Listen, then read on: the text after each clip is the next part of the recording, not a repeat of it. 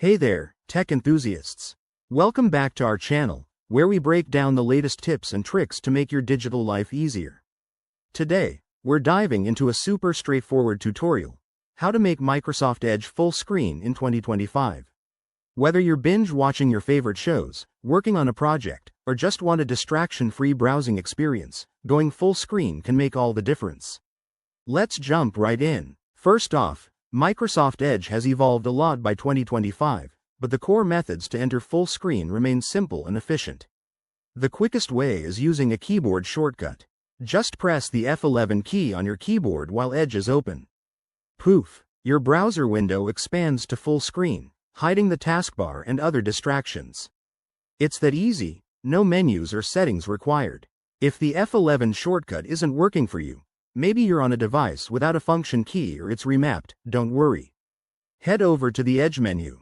Click on the three dots in the upper right corner, then look for the View or Full Screen option in the dropdown. Select it, and you'll be in full screen mode instantly. In 2025, Edge might have even smarter features, like a dedicated full screen button in the address bar for touchscreen devices, so keep an eye out for that.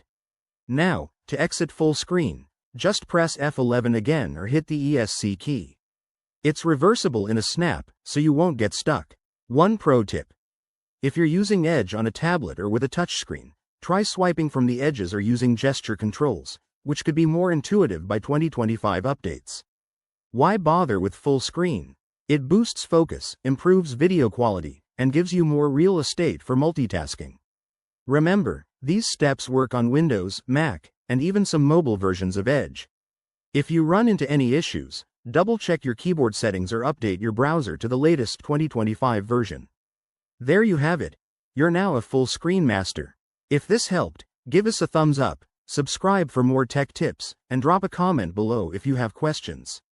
Thanks for watching, and see you in the next video.